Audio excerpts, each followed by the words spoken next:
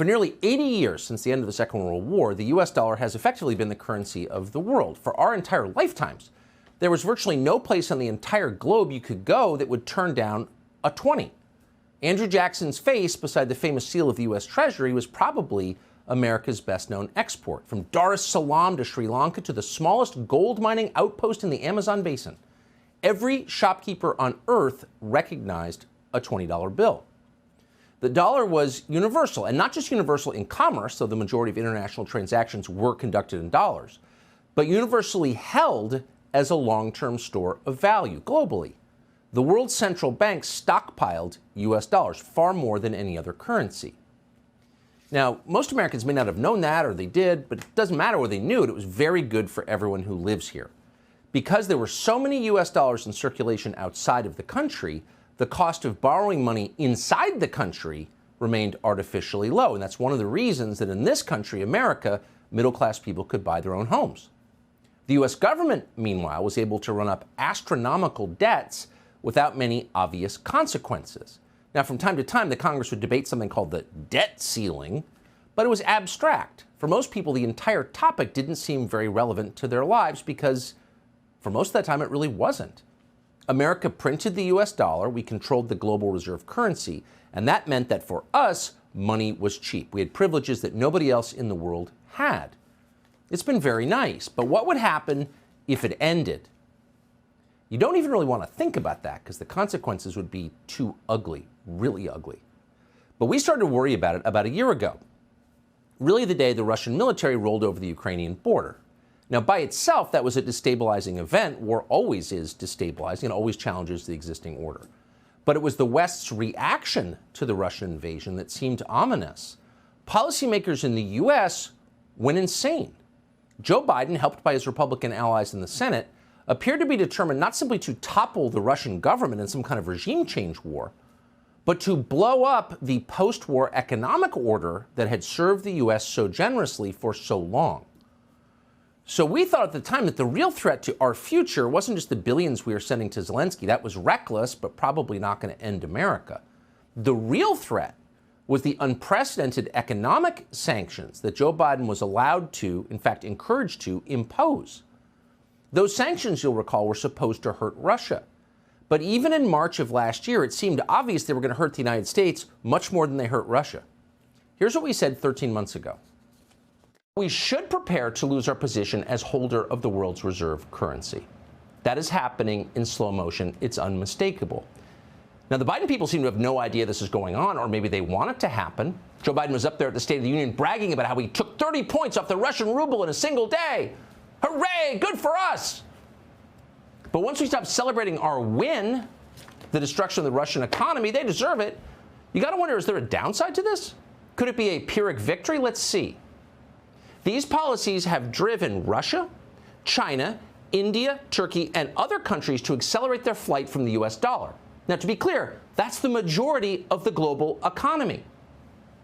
This may be the most reckless and destructive thing any American president has ever done to the United States. So that was last year, and at the time, it was really just yelling into the wind. Those views were considered absurd, even treasonous. Biden and his Republican allies described sanctions against Russia as morally essential. So we seized oligarchs' yachts at anchor. We closed the Apple store in Moscow. We were all assured these were important victories, and anyone who asked questions about their long-term economic consequences was a Putin stooge. That was the consensus in Washington last spring, in case you've forgotten what it sounded like. The purpose of the sanctions has always been and continues to be deterrence. But let's also recognize the unique nature of the sanctions that we have outlined. These are some of the greatest sanctions, if not the strongest, that we've ever issued. The president believes that sanctions are intended to deter. As to the sanctions, the most important thing we can do is to use them as a deterrent, as a means of dissuading Russia from engaging in further aggression. We are right now enforcing powerful economic sanctions. We're cutting off Russia's largest banks in the international financial system, preventing Russia's central bank from defending the Russian ruble, making Putin's $630 billion war fund worthless.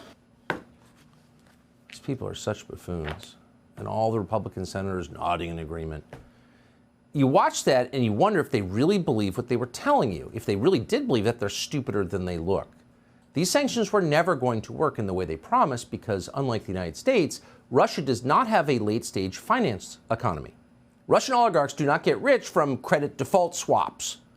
They get rich from selling actual things that people need in order to live. Oil, natural gas, iron, fertilizer, coal, wheat. By some measures, Russia has the largest resource economy in the world. Oh, okay. So they could barter if they needed to. So a year later, despite the sanctions you were told are the greatest ever devised, the Russian ruble is just as strong against the US dollar as it was before the war in Ukraine. So we didn't really hurt Russia with those sanctions, certainly not long term. Who'd we hurt? Ourselves. E.J. Antoni and Peter St. Onge wrote an incisive piece in the Daily Caller last week that explains part of why this happened. Quote, a critical feature of a reserve currency is its apolitical nature, which Biden is now gutting. After both parties in Washington destroyed the dollar's stability with inflation, now the Biden administration has chosen to wield the dollar as a weapon. Together, these two factors send a message to foreigners, which is they should get out while they still can. In response to Russia's war with Ukraine, the U.S. froze the dollar reserves of Russia's central bank. To be clear, these were not American assets. These were dollars owned by the Russian central bank and the Russian people. The seizure was intended to cause bank runs and collapse Russia's credit system. It didn't work. Instead, it exposed the Biden administration's willingness to violate the trillions of dollars that foreigners rightfully own. The danger of this precedent is difficult to overstate, end quote. Now, all of us saw that happening, but you couldn't say anything because Russia, bad. We can't even watch their hockey teams. All right. But what do you think happened next as we were jumping up and down and talking about Winston Churchill? Well, smart foreigners, and there are some, believe it or not, started to dump the U.S. dollar. Why? Because the U.S. dollar was no longer a reliable store of value. Suddenly, it was a political weapon that could be wielded at will against anyone who held it. So what if you had a border dispute with one of your neighbors that the State Department hadn't authorized? Or what if you accidentally criticized transgender theology and irritated the Human Rights Campaign? Well, the U.S. government might denounce you as immoral and then confiscate all your money. Because they just did that with Russia. And as a result, dollars began to look much less appealing to the rest of the world. And so de-dollarization began. And it has accelerated at remarkable speed, almost without comment in the American media, over the last year. So Russia announced it will conduct business in Asia, Africa, and Latin America in Chinese currency. Brazil, which has a brand new government supported by the Biden administration, announced it will do the same thing. Brazil, largest economy in the hemisphere after ours. Pakistan is doing the same thing. That's a longtime U.S. ally. India and Malaysia, two of the biggest economies in the world, announced they'll be settling their trade in their own currencies, not the dollar. Even France, which we liberated, is using Chinese currency in a new liquefied natural gas trade. China and Saudi Arabia are now major business partners. And again, et cetera, et cetera, et cetera. This is happening around the world, and all of it is shutting out the U.S. dollar. And it's happening a lot faster than anybody could have predicted. And yet no one in Washington seems aware that it is happening. So if you wanted the rest of the world to trust your currency, the last thing you would do is use it as a weapon or print too much of it. Printing too much of your currency causes inflation, and that saps the value of the currency. No one wants to hold a currency that is worth less consistently every year. That's sixth grade economics, but Joe Biden can't be bothered with that. So he's printing more money. Here he is last week announcing another $10 billion check. Not for you or East Palestine or anyone in our country who needs it, but for foreign governments. Working in close cooperation with the United States Congress, we plan to add another $690 million for new funding for the presidential initiative over the next 2 years. And over the course of 3 years, my administration intends to work with Congress to commit $9.5 billion across all our efforts to advance democracy around the world. We're all safer when that occurs.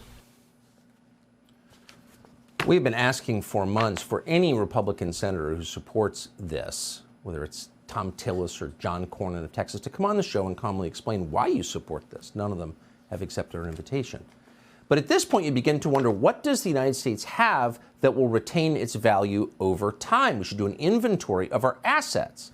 So Biden, as you just saw, is continuing to send the contents of our treasury, our dollars, to corrupt oligarchs in Eastern Europe and around the world. And yet at the very same time, and you should pay attention to this, he's selling off America's most valuable hard asset. That's our Strategic Petroleum Reserve. Because unlike the US dollar, oil, which is in the reserve, has inherent value. Oil is the densest store of transportable energy known to man. So unlike fiat currencies like the dollar, oil will always have value. That's why Russia is not now impoverished, because they have a lot of oil. But we have less, because the SPR has been drained. In the last fiscal year, the Biden administration sold off 218 million barrels of oil, including bewilderingly, criminally, to the government of China. How much oil is that? It's more oil sold from the SPR in 1 year than in all previous years combined. So what happens when we empty it? Well, there's not much left. Oh, what about our gold? America's gold reserves have not been fully audited in generations. So they can say whatever they want, but the truth is we don't really know how much gold is in Fort Knox. So the SPR becomes even more vital, and now it's disappearing. And as it does, the power of the United States ebbs. At some point, what's going to be left? They'll be draining the Great Lakes and shipping the water to the Gobi Desert for cotton farming. They'll be selling the curtains. So how do you fix this? Well, ending the war in Ukraine immediately would help, which we could do, because we're in charge of NATO, but we're not even trying. In fact, we're pushing even harder for a direct conflict with nuclear-armed Russia. And politicians in Washington remain mired in their weird boomer World War II fantasies where they're all Winston Churchill and Zelensky's the head of the French resistance. We could give a million examples, but we can't resist, once again, the leader of the Republicans in the Senate, Mitch McConnell, last month. I'm going to try to help explain to the American people that defeating the Russians in Ukraine is the single most important event going on in the world right now. Defeating the Russians in Ukraine is not the single most important event in the world from the perspective of the United States. It's not even number 15 on the list. It's way below ending the importation of fentanyl into this country, and it's way, way below preserving the strength of the U.S. dollar. But if Mitch McConnell and Joe Biden and the rest of these reckless leaders have their way, an increasing number of countries will do what so many have already done, which is begin to reject the U.S. dollar. And what will happen then? Well, all those dollars will come home, and the value of our currency will plummet even further.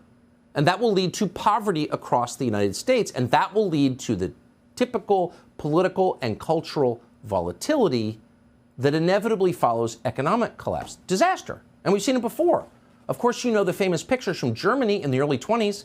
Banknotes and wheelbarrows. Want to buy a cup of coffee? That'll be 30 pounds of currency. Kids playing with worthless stacks of Deutschmarks. That was called Weimar, the Weimarrepublic. And that government collapsed because of hyperinflation.